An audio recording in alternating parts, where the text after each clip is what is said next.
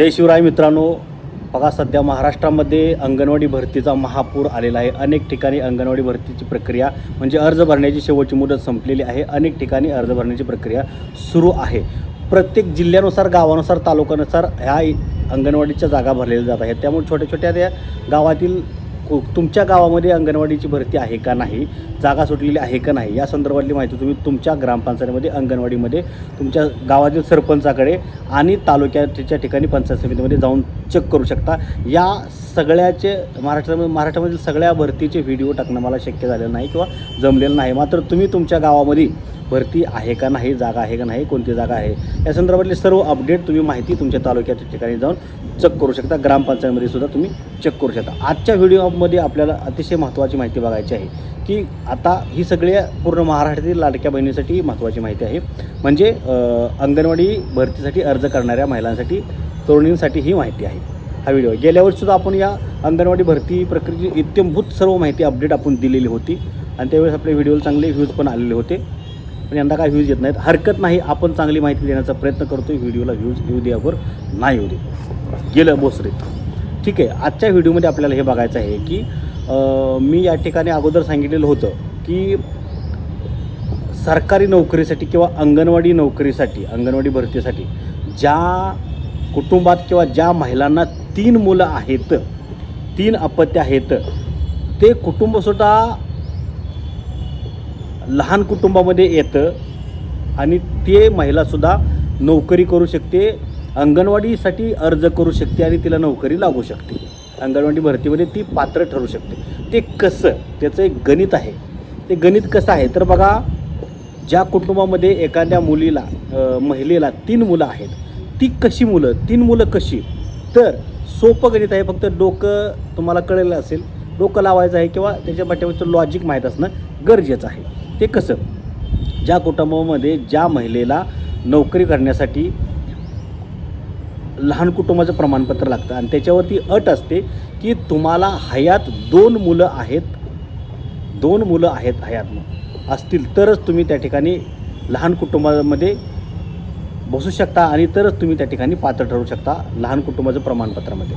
हयात 2 मुलं, एक मुलगा असू दे किंवा मुलगी असू दे, दत्तक घेतलेला असू दे किंवा नसू दे, दत्तक घेतलेलं असलं तरी आणि तुमचं स्वतःचं असं धरून फक्त 2च मुलं असतील तरच ती महिला, ते कुटुंब, तो पुरुष सरकारी नोकरीसाठी किंवा अंगणवाडी भरतीसाठी पात्र ठरणार आहे. ते कसं, 2 मुलं असतील तर असं त्याच्यामध्ये नियम, सरकारचा नियम आहे.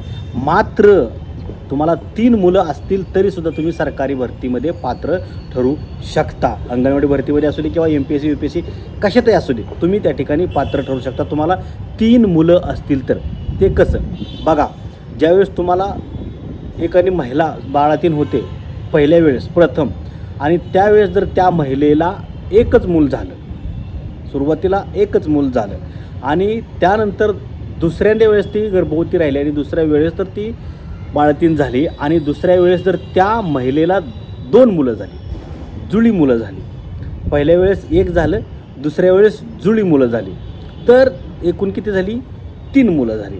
आणि 3 मुलं झाली, अशा पद्धतीने त्या कुटुंबाला, त्या महिलेला, त्या कुटुंबात 3 मुलं झाली तर ती महिला, ती पुरुष लहान कुटुंब म्हणून गणलं जातं आणि सरकारी नोकरीसाठी ते पात्र ठरतं. कसं बघा, पहिल्या वेळेस तुम्हाला 1 झालं, ते तुमच्या हातात नाही. जे काय असेल ते नॅचरल, देवान दिलेलं, वैज्ञानिक, विज्ञान वगैरे जे काय सगळी प्रक्रिया, ज्याच्यावर तुम्हाला विश्वास आहे ते ठिकाणी तुम्हाला 1 झालं, ते तुमच्या हातात काही नाही. मात्र दुसऱ्या वेळेस तुम्हाला 2 झाली तर तेही तुमच्या हातात काही नाही. 2 झाले ना, आम्हाला, आम्ही काय करणार मग, दुसरं काय की त्याचं काय करायचं का, मग ते टाकून द्यायचं का, मारायचं का, नाही. तर त्या ठिकाणी सरकार तुम्हाला सपोर्ट करतं. म्हणजे तो नियमच आहे की तुम्ही 2 झाली म्हणजे तो दुसऱ्या वेळेस 2 झाली तरी तुम्ही त्या ठिकाणी पात्र ठरू शकता. पण काय आहे, जर तुम्ही एखादी महिला बाळातीन झाली त्या कुटुंबामध्ये, पहिल्यांदा बाळातीन झाली आणि जर पहिल्या वेळेसच त्या महिलेला 2 मुलं झाली, जुळी मुलं झाली पहिल्या बाळातपणात, तर मात्र त्या महिलेने दुसऱ्या वेळेस जर ट्राय केला, दुसऱ्या वेळेस जर बाळातीन झाली आणि दुसऱ्या वेळेस पण 1 मूल झालं तर मात्र ते कुटुंब, ती महिला, त्याला 3 मुलं होणार आणि त्यामुळे ती त्यासाठी पात्र ठरणार नाही, सरकारी नोकरीसाठी पात्र ठरणार नाही.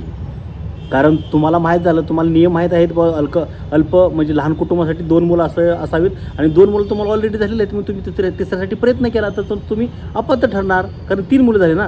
कारण तिसरं मुलं तुम्ही स्वतः हे केलं ना, म्हणजे हे केलं ना, तुम्ही त्यासाठी प्रयत्न केला ना, 2 वरती थांबला नाही. मात्र जर तुम्ही जुळ्या मुलावरच थांबला पहिल्यांदा वेळेस तर तुम्हाला 2 मुलं झाली आणि तुम्हाला दुसऱ्या वेळेस प्रयत्न करायचा नाही. जर तुम्हाला सरकारी नोकरीमध्ये काम करायचं असेल तर, म्हणजे भरती व्हायचं असेल तर, सुरुवातीला जुळं मुलं झाली तर दुसऱ्या वेळेस तुम्हाला प्रयत्न करायचा नाही मुलासाठी. आणि दुसऱ्या वेळेस तुम्ही प्रयत्न केला तर टोटल तुमची 3 मुलं होतील. दुसऱ्या वेळेस 2 झाली तर 4 मुलं होतील, 1 झाला तर 3 मुलं होतील. आणि 3 मुलं झाली तर तुम्ही हातानं तिसरं मूल घेतलेलं आहे, तुम्हाला पाहिजे होतं. त्यामुळे तुम्ही त्या भरतीसाठी, सरकारी नोकरीसाठी अपात्र ठरता. तर तुम्ही अशामध्ये बसता का नाही, तुम्ही चेक करा. तुमच्या घरात अशा पद्धतीची 3 मुलं असतील, सुरुवातीला 1 झालं आणि दुसऱ्या वेळेस 2 झाली, तर तुम्हाला 2 जुळी झाली तर टोटल 3 झाली. अशा महिला, असा पुरुष सरकारी नोकरीसाठी पात्र ठरू शकतो. तर जो कोणी असा असेल तर त्यानं अंगणवाडी भरतीसाठी, सरकारी नोकरीसाठी प्रयत्न करावा. थांबतो मी. माहिती कशी वाटली कमेंट करून नक्की सांगा. अशा सर्व माहितीसाठी आपल्या चॅनलला सबस्क्राईब करा. धन्यवाद. जय हिंद, जय महाराष्ट्र.